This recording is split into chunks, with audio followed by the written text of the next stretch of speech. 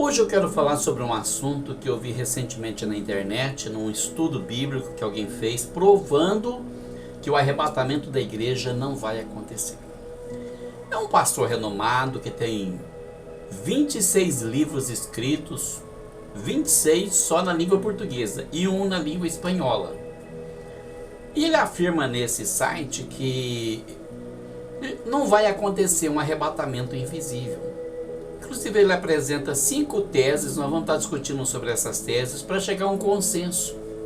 Precisamos entender se realmente vai acontecer ou não. Será que nós entendemos alguma coisa errada? Será que não existe arrebatamento da igreja? Será que Jesus vai voltar uma vez só para julgar tudo, lançar os ímpios no inferno, levar os salvos para o céu e isso é tudo? Será que é só o juízo final que nos resta?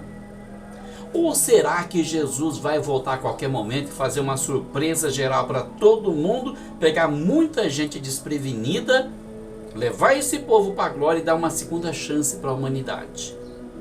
É o que nós vamos ver nesse estudo intitulado Haverá ou não o arrebatamento da igreja? Fique aqui comigo, me acompanhe nesse estudo, nessa meditação. E nós vamos estar analisando os fatos. Não se esqueça de nos ajudar, se inscrevendo no canal e também deixando o seu like. Ajuda o nosso canal a crescer, compartilhe esse vídeo. Muitas pessoas precisam ouvir essa palavra. Então vai nas suas redes sociais, compartilha no Twitter, Facebook, Pinterest, LinkedIn. Vai espalhando a palavra, seja um semeador. Muito bem, trata-se do pastor Renato Vargens. No seu site ele diz assim: uma das doutrinas mais comuns entre os cristãos modernos quanto à volta de Cristo é aquela que defende o arrebatamento secreto. Aliás, vale a pena ressaltar que particularmente eu conheço inúmeros cristãos piedosos e tementes a Deus que defendem a doutrina do rapto da igreja, o que faz com que meu texto evite qualquer tipo de expressão ad hominem. Muito incisivo ele, né? Para esses irmãos, a doutrina da volta de Cristo se divide em 2 partes. A primeira que ensina que a igreja de Jesus pode ser arrebatada a qualquer momento. Nessa perspectiva, acreditam que Cristo descerá apenas para ressuscitar os que morreram em Cristo, como também para transformar e glorificar os crentes vivos. Ambos os grupos serão arrebatados, levados de forma secreta, súbita e invisivelmente para encontrar no ar o Senhor. Esse corpo de crentes então subirá para o céu para celebrar com Cristo por 7 anos as bodas do Cordeiro, enquanto os judeus e os gentios não convertidos permanecerão sobre a terra para sofrerem os 7 anos finais de tribulação. Segundo essa linha de pensamento, ao término desse período de 7 anos, acontecerá a segunda fase da vinda de Cristo, quando acontecerá a grande revelação. Nesse dia, nosso Senhor então virá em glória para estabelecer o seu trono em Jerusalém e iniciar o período do milênio. Diante do exposto, gostaria de elencar pelo menos 5 motivos porque penso que não há fundamento bíblico para um arrebatamento secreto. Primeiro, o ensino de um arrebatamento secreto antes do período da tribulação é uma doutrina nova e que nunca existiu antes de 1830, não sendo defendida, portanto, por nenhum teólogo do passado, o que por si só põe em xeque esse ensinamento. Ademais, a base dessa doutrina surgiu com Margaret MacDonald, que fazia parte do movimento Irvingita, que afirmou ter tido uma visão sobre o arrebatamento secreto dos crentes, ou melhor, sobre o retorno invisível de Cristo. Segundo ponto, as escrituras afirmam em Apocalipse capítulo 1, versículo 7, que o Senhor em sua volta será visto por todos. Jesus virá nas nuvens do céu e todo olho o verá. Jesus voltará no mesmo instante para todos. Não existe arrebatamento secreto, muito menos arrebatamento desta ou daquela igreja em específico. Terceiro ponto, os textos que tratam da grande tribulação no Novo Testamento, como o Evangelho de Marcos, capítulo 13, versículo 1 a 26, não há uma descrição sequer de um arrebatamento sigiloso, invisível e secreto, não tendo, portanto, fundamento bíblico. Antes, pelo contrário, o sermão escatológico de Jesus nos mostra que os crentes passarão pela grande tribulação e que se esses dias não forem abreviados, ninguém se salvará, conforme Mateus 24, 22. Quarto ponto, existe uma interpretação equivocada sobre o texto de Mateus, capítulo 24, versículo 27, Lucas, capítulo 17, versículo 24, que afirma que a vinda de Cristo se compara a um relâmpago que sai do Oriente e se mostra no Ocidente. A questão é que, ao ler esse texto, muitos acreditam que Jesus estava ensinando que sua vinda será tão rápida como um relâmpago que sai do Oriente, subentendendo, portanto, um arrebatamento rápido e invisível. Ora, quando Jesus ensinou que sua vinda seria como um relâmpago, ele não estava dizendo que ninguém iria perceber esse momento. Ao contrário, ele utilizou o exemplo do relâmpago para ensinar que sua vinda será repentina e visível para todos os homens. E, finalmente, o quinto ponto, as Escrituras nos ensinam somente sobre duas vindas de Cristo. A primeira, onde morreu na cruz pelos eleitos de Deus, e a segunda, onde virá com poder e glória. Portanto, em nenhum momento vemos nas Escrituras três vindas, nem uma segunda vinda divididas em duas. Agora vamos analisar por parte cada um desses tópicos que ele ensinou. No início do texto, tudo que ele fala a respeito da nossa crença é real, realmente é isso que nós cremos no arrebatamento, porque ele vai acontecer assim, segundo as Escrituras. Jesus é bem claro quando diz que estarão duas moendo no moinho, uma será levada e a outra será deixada. Estarão dois no campo, um será levado, outro será deixado. Estarão dois dormindo numa cama, um será levado e o outro será deixado. Além disso, ele fala também a respeito da grande tribulação. Não é apenas uma tribulação, não é como as outras. O mundo já passou por muitas tribulações, muitas provas, muita recessão, guerras mundiais, crises econômicas, revoltas, mas nenhuma delas se assemelha àquela. Ele disse assim, que haverá uma tão grande tribulação como nunca houve desde o princípio do tempo até aqueles dias, e depois nunca mais haverá. É uma tribulação singular, inigualável, incomparável. É tão diferente de tudo que nós já vimos que as pessoas vão estranhar. Nunca foi vista antes, nunca será vista depois. É bem diferente. Mas antes que isso aconteça, nós temos alguns indícios na palavra de Deus que nos mostram que ele não nos deixará passar por isso. Não todos, mas nós, aqueles que guardamos a sua palavra, também seremos guardados desse momento de tribulação. Apocalipse capítulo 3, versículo 10 diz assim: como guardaste a palavra da minha paciência, também eu te guardarei da hora da tentação que há de vir sobre todo mundo para tentar os que habitam na terra. É uma promessa que nós temos de Deus. Também tem uma passagem em Isaías que ele diz assim: vai, povo meu, esconde-te só por um momento até que passe a ira. A ira de Deus vem sobre a terra, por quê? Porque a terra se desviou, a terra entrou no campo do pecado e não quis sair mais. A terra se encheu de violência. Tudo é além do limite. É apetite desordenado para comer, para beber, para sentir prazeres de todas as formas, tudo além do limite, tudo exagerado. E Deus sempre condena aquilo que é exagerado. O ser humano sempre busca novas emoções de todas as formas e não se importa com o temor de Deus. Não está preocupado se Deus aprova ou não. As pessoas entraram pelo campo do pecado. É tão absurdo que há algumas décadas, uma atriz brasileira famosa fez um filme onde ela adulterava. E quando termina ela diz: eu não pequei, eu amei. Então olha como as pessoas vão entrando no mundo do pecado sem temor de Deus. E alguns cristãos até se baseiam numa fala dessa para viver uma vida dissoluta, como se Deus fosse aprovar aquilo que a pessoa está fazendo. Então o pecado tomou conta do mundo de uma tal forma que o tempo que nós vivemos hoje é como se fosse o capítulo 6 de Gênesis. A terra se encheu de violência, é ganância, é sexo ilícito, é homossexualismo, é lesbianismo, é adultério, é prostituição, é mentira, é falsidade, é um engolindo o outro, é um passando por cima do outro, derramando sangue inocente, fazendo de tudo para conquistar posses, como se a gente fosse ficar aqui para sempre. A onda hoje é enriquecer, é ter prazer e é ser feliz, o resto não importa. E é aí que entra o pecado. É isso que a alma de Deus abomina, porque as pessoas valorizam mais aquilo que é passageiro, que é transitório, do que aquilo que é perene. As pessoas estão preocupadas com esse mundo transitório, com essa vida transitória, mas não se preocupam com a eternidade. Então a ira de Deus vai descer sobre essa terra, e descerá naqueles dias na forma da grande tribulação. Nós podemos ver no livro de Apocalipse, quando os anjos começam a derramar as taças da ira de Deus, que a terra, ela geme, a terra tropeça como se fosse um bêbado pronto para cair, mas não se arrepende das suas feitiçarias, das suas idolatrias, da sua prostituição, das suas mentiras, das suas ladroices.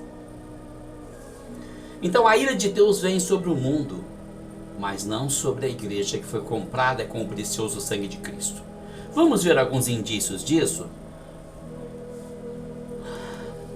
Refutando o primeiro ponto, o ensino de um arrebatamento secreto antes do período da tribulação é uma doutrina nova que nunca existiu antes de 1830, não sendo defendida, portanto, por nenhum teólogo do passado, o que por si só põe em xeque esse ensinamento.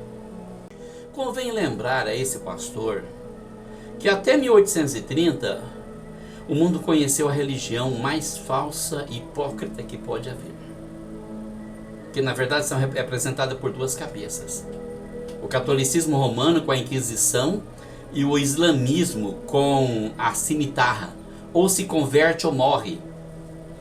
Era a mesma linguagem. Na Inquisição também, ou você confessa, ou você nega a sua fé, ou você morre na fogueira da Inquisição. Quem nunca ouviu falar da Inquisição, do Tribunal de Santo Ofício? É só estudar a história, está tudo ali. Então aconteceu isso. Agora, onde estavam os teólogos, os famosos pensadores cristãos? Eles não existiam, se existiam não eram conhecidos. Eles pregavam o evangelho escondido das pessoas com medo de ser morto numa forca, ou numa guilhotina, ou numa fogueira de inquisição, ou perder tudo que tinha. Eles faziam de tudo para manter a fé, para disseminar a fé, sem, no entanto, se manifestar. O que eles pensavam não era importante. O que contava naquela ocasião era aquilo que era dito pelos religiosos oficiais do Estado, aqueles que o Estado apoiava. Aliás, tudo que o Estado apoia não presta, né? Parece que o Estado é contra Deus. Ele também diz assim: ademais, a base dessa doutrina surgiu com Margaret MacDonald, que fazia parte do movimento irvingita, que afirmou ter tido uma visão sobre o arrebatamento secreto dos crentes, ou melhor, sobre o retorno invisível de Cristo. Não importa quem teve visão, deixou de ter, quem saiu com essa notícia, quem não saiu, você encontra as bases bíblicas para o arrebatamento. Nós vamos estar citando aqui depois algumas dessas fontes bíblicas para confirmar que haverá sim um arrebatamento da igreja. No segundo ponto ele diz assim: as escrituras afirmam em Apocalipse capítulo 1 versículo 7 que o Senhor em sua volta será visto por todos. Jesus virá nas nuvens do céu e todo olho o verá. Jesus voltará no mesmo instante para todos. Não existe arrebatamento secreto, muito menos arrebatamento desta ou daquela igreja em específico. É real, capítulo 1, versículo 7 de Apocalipse fala realmente que ele virá nas nuvens do céu e todo olho o verá. Mas se você for analisar os outros fatos bíblicos, as outras revelações, se você for analisar os enfoques bíblicos, você vai ver que esse é apenas um detalhe. E aqui está falando justamente do dia do grande juízo final, quando ele vai voltar com a igreja, quando ele vai voltar para todo mundo ver a glória dele, quando ele vem livrar Israel do anticristo no final do período da grande tribulação. Há também uma passagem onde Jesus diz assim, que alguns não terão entendimento dos mistérios do reino de Deus. Ou seja, é um privilégio ter conhecimento dos mistérios do reino de Deus. Lá no capítulo 11 de Mateus, Jesus faz uma oração, ele diz assim: graças te dou, ó Pai, porque ocultastes estas coisas aos sábios e entendidos e as revelaste aos pequeninos. Assim é, ó Pai, porque assim te aprouve. Em outra passagem, quando os discípulos perguntam a ele: Senhor, Por que o Senhor fala em parábolas? Por que o Senhor não fala abertamente como fala com a gente? E Jesus diz assim: a vós é dado conhecer os mistérios do reino dos céus, mas a eles não é dado. Então, o conhecimento das coisas de Deus não vem pela letra, não vem pela leitura da Bíblia, pelo estudo, pela teologia. Eu sou uma pessoa que não sou formado em teologia.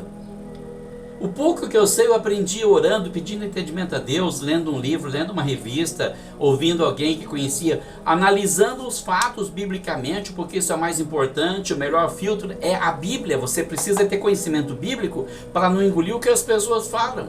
Você precisa comparar na Bíblia o que a pessoa está falando, se é real aquilo ali, se não é, se está batendo ou não, porque na Bíblia não tem contradição. Pode ter erro de tradução, pode ser que uma coisa não encaixa bem inicialmente, e você vai analisar o porquê do porquê e descobre que a tradução do grego para o português perde muito e às vezes modifica o sentido de alguma palavra, mas você vai observar que ele está se encaixando direitinho na profecia, está se cumprindo, é daquele jeitinho ali. Se você ler o livro do profeta Daniel e você estudar história, você vai ver que se encaixa. O livro apócrifo dos Macabeus, ele mostra uma boa parte das profecias de Daniel se cumprindo. A história de Alexandre o Grande, o reino que se dividiu em 4 reinos, está tudo ali em Daniel. Foi profetizado, aconteceu, se cumpriu. Mas você precisa comparar na Bíblia. A Bíblia tem que ser sempre a base. Você não pode ficar atrás de livro de teologia, ou você se perde. Porque teólogos, tem tanto teólogo indo para o inferno, porque não tem a graça de Deus na vida dele, porque não tem a luz do Espírito Santo para iluminar a mente dele. O que você precisa não é de uma faculdade teológica, você precisa aprender aos pés do Senhor, aprender a se ajoelhar diante do Senhor e dizer: Senhor, eu preciso entender esse mistério da tua palavra. E não existe um mistério que Deus não revela para quem se humilha diante dele. Você só precisa ser sincero com Deus. Esse é o segundo ponto em que ele afirma que todo olho verá. Sim, todo olho verá. Realmente é uma profecia que existe, vai se cumprir, porque vai acontecer. Isso vai acontecer, todo mundo vai ver ele. A gente poderia entrar em detalhes. O profeta Zacarias fala sobre essa vinda de Jesus com toda a sua glória, com os seus santos, para salvar Israel. Judas também menciona que Jesus virá com todos os milhares dos seus santos. Mas não podemos dizer que isso quando ele volta para o seu povo. Ele volta com o seu povo. Uma dessas fases da vinda de Cristo, ele virá para o seu povo. Na outra, ele virá com o seu povo. Numa ele vem para arrebatar a igreja. Na outra ele vem para salvar Israel e estabelecer o milênio. O terceiro ponto, ele diz assim: os textos que tratam da grande tribulação no Novo Testamento, como o Evangelho de Marcos, capítulo 13, versículo 1 até o 26, não há uma descrição sequer de um arrebatamento sigiloso, invisível e secreto, não tendo, portanto, fundamento bíblico. Antes, pelo contrário, o sermão escatológico de Jesus nos mostra que os crentes passarão pela grande tribulação e que, se esses dias não forem abreviados, ninguém se salvará, conforme Mateus capítulo 24, versículo 22. Realmente, os textos que tratam da grande tribulação em Mateus, Marcos, Lucas e João, eles não falam, não há uma descrição sobre o arrebatamento da igreja. Ele faz algumas citações, ele dá algumas coisas a entender. Mas Jesus falava por parábolas, ensinava por parábolas. Ele é conhecido no mundo todo como aquele que ensinava por parábolas. Algumas coisas só ficavam claras quando havia interesse. Quando ele se sentou naquela montanha e disse: na verdade, não ficará pedra sobre pedra que não seja derrubada. Foi tudo que ele disse. Aí os discípulos foram interrogar ele: Senhor, nos diz, quando serão essas coisas? Que sinal haverá da tua vinda? Então ele falava como que por enigmas, por parábolas, para que as pessoas que tivessem interesse fossem interrogar, fossem querer saber. Nós queremos saber. Quando vai acontecer isso? Ele disse: daquele dia e hora ninguém sabe, nem o Filho, mas unicamente meu Pai. E está aí mais um enigma. Quando ele diz que nem ele sabe que dia vai ser isso, ele estava dizendo porque ele estava nos dias da sua carne. Jesus era apenas um homem e não Deus. Jesus, até a sua morte, ele era apenas homem, apenas um ser humano. Ele deixou a sua divindade no céu. Paulo fala bem claramente que ele despojou-se a si mesmo e veio na forma de homem. Ele veio como homem. Ele viveu como homem. Ele serviu a Deus como homem. Ele pregou o evangelho como homem. Ele morreu como homem e Deus o ressuscitou. E na ressurreição ele retomou a sua natureza divina. Depois de ressuscitado como Deus, ele sabe perfeitamente todas as datas e as estações que o Pai estabeleceu. Mas então, quando ele foi redarguido pelos seus discípulos lá no monte onde ele subiu para o céu, Senhor, tu restauras nesse tempo o reino a Israel? Ele responde: a vós não pertence saber os tempos e nem as estações que o Pai estabeleceu pelo seu próprio poder. A vós compete apenas pregar o evangelho. Vocês receberão o Espírito Santo e vocês vão por todo o mundo pregando o evangelho. Ele já não disse que não sabia, porque agora ele sabia, mas ele não poderia dizer. Ficaria muito fácil ou muito difícil. Poderia facilitar para alguns e complicar para outros. A pessoa que não é fiel, ela tentaria bancar esperta, viver de qualquer forma, porque não vai ser agora, então não importa, pecar e a morte vinha surpreender a pessoa, ela morre e vai para o inferno em pecado. Então realmente não havia uma descrição, não havia datas marcadas, estabelecidas, e todas as pessoas que marcaram data para o retorno de Cristo quebraram a cara. Ninguém pode saber o dia e nem a hora, nem os anjos podem saber. É para servir a Deus simplesmente pela escolha de servir a Deus. Olha, Senhor, eis-me aqui, seja feita a tua vontade, assim na terra como no céu. Simples assim, a disposição de Deus e que Ele realize o que Ele quiser realizar, não importa. Eu não quero saber a data, não quero saber a hora, Ele faz o que Ele achar melhor. Ele é o Senhor e eu apenas o servo. Então ele diz assim que no sermão escatológico de Jesus fica claro que os crentes passarão pela grande tribulação e que se esses dias não fossem abreviados, nenhuma carne se salvaria. Vamos analisar aqui em Mateus capítulo 24, versículos 22.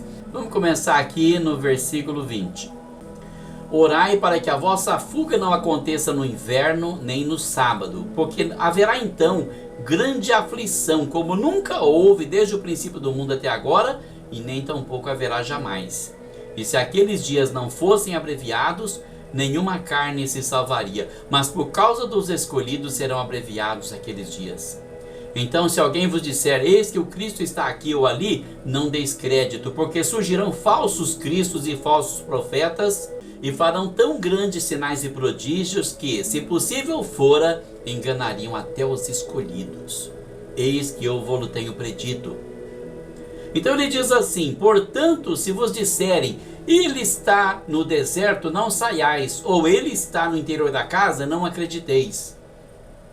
Porque assim como o relâmpago sai do oriente e se mostra até o ocidente, assim será também a vinda do Filho do Homem. Pois onde estiver o cadáver, aí se ajuntarão as águias. Ou seja, ele estará nas nuvens, e nós subiremos para encontrar com ele nas nuvens.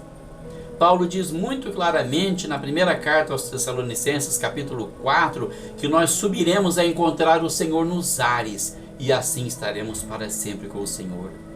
Na primeira carta aos Coríntios, Paulo diz que num momento, num abrir e fechar de olhos, dá uma piscadinha, vê quanto tempo você demora para piscar. Nesse tempo, nós seremos arrebatados com o Senhor nas nuvens. Seremos transformados e arrebatados. Ele ainda diz nesse mesmo capítulo 15, a primeira carta aos Coríntios, que é um mistério, porque nem todos dormiremos no Senhor, nem todos haveremos de morrer. Mas muitos serão transformados, porque Jesus vai voltar enquanto alguns estiverem vivos, e nós seremos transformados e arrebatados para encontrar o Senhor nos ares. O quarto ponto que ele anuncia, existe uma interpretação equivocada sobre o texto de Mateus 24, 27, Lucas 17, 24, que afirma que a vinda de Cristo se compara a um relâmpago que sai do Oriente e se mostra no Ocidente. A questão é que, ao ler esse texto, muitos acreditam que Jesus estava ensinando que sua vinda seria tão rápida como um relâmpago que sai do Oriente, subentendendo, portanto, um arrebatamento rápido e invisível. Olha, quando Jesus ensinou que sua vinda seria como um relâmpago, ele não estava dizendo que ninguém iria perceber esse momento. Ao contrário, ele utilizou o exemplo do relâmpago para ensinar que sua vinda será repentina e visível por todos os homens. Olha, me desculpa, pastor Renato, mas que argumento mais furado. Que argumento mais furado é esse? Como é que o senhor diz aqui? Sua vinda será repentina, quer dizer que o relâmpago é repentino, é só isso? O relâmpago é muito rápido, ele risca o céu de um lado no outro e você nem percebe direito. Quando você quer ver, o céu já se iluminou e o relâmpago já acabou. Já passou. É muito rápido. Muitas pessoas às vezes nem vê. Nem todos veem. Quando você vê um clarão no céu, o que foi isso? Alguém disse, foi um relâmpago. Nem todo mundo viu o relâmpago. É muito rápido. Eu não vou dizer que a comparação do relâmpago é para mostrar que o arrebatamento será invisível, porque será invisível sim. Isso é muito claro na Escritura. Apenas aqueles que estão preparados verão. Ele diz claramente que 2 estarão dormindo numa cama. Um será levado, o outro será deixado. 2 estarão moendo lá no moinho, um será levado, outro será deixado. Então isso mostra claramente que a pessoa ela vai ficar surpreendida. Ué, mas o fulano estava aqui, agora cadê? Sumiu? Foi levado. Está dormindo na cama, de repente você olha para um lado. Ué, cadê o fulano? Cadê a fulana? Levantou? Você vai procurar para todo lado, não acha, a roupa da pessoa ficou ali. Cadê a pessoa? Sumiu. Então mostra claramente que o arrebatamento será assim invisível. Existem outros indícios que nós vamos estar analisando depois. O 5º ponto, as Escrituras nos ensinam somente sobre 2 vindas de Cristo. A primeira onde morreu na cruz pelos eleitos de Deus e a segunda onde virá com poder e glória. Concordo plenamente, pastor Renato. A segunda, ele virá com poder e grande glória. Mas quem disse que no arrebatamento da igreja ele vai vir sem poder e sem glória? Ele vai vir com toda a pompa da sua majestade, os anjos tocando a trombeta, os anjos arrebatando os escolhidos nos 4 cantos da terra, conforme ele mesmo diz no capítulo 24 de Mateus. No versículo 31, onde ele diz assim: e ele enviará os seus anjos com rijo clamor de trombeta, os quais ajuntarão seus escolhidos desde os 4 ventos, de uma a outra extremidade dos céus. Ou seja, em toda a terra vai acontecer um rapto. E vai ser muito rápido. É como um relâmpago, é como uma piscada. Paulo diz que é um abrir e fechar de olhos, uma piscada. Ele leva o povo dele para a glória, com poder, com glória, com majestade, como nunca se viu antes. Ele não vai vir mais como aquele Galileu, manso e humilde, que usava uma sandália simples no pé, palmilhando as praias da Galileia. Não, ele virá sobre as nuvens, os seus pés estarão sobre as nuvens. Ele dará ordens aos seus anjos. Os seus anjos arrebatarão os seus escolhidos desde os 4 cantos da terra. Não vai ficar um para trás. E vai ser tão rápido como um relâmpago, porque não vai dar tempo do diabo sequer perceber o que aconteceu. Quando o diabo piscar o olho, nós estaremos na glória com o Senhor. Ele ainda afirma assim: portanto, em nenhum momento vemos nas Escrituras 3 vindas, nem uma segunda vinda divididas em 2. Olha, me desculpa, pastor. Está claro ali. Não está descrito com detalhes. Deus nunca dá detalhe para ninguém. Se houvesse detalhes, certamente os judeus teriam reconhecido que Jesus era o Messias, porque eles esperavam um Messias político e veio um Messias espiritual. Eles esperavam alguém que salvasse eles de Roma e veio Jesus para salvar eles do inferno, para salvar o reino deles, não somente na forma material e social, mas principalmente na espiritual. Jesus veio para dar sentido às profecias e eles não perceberam.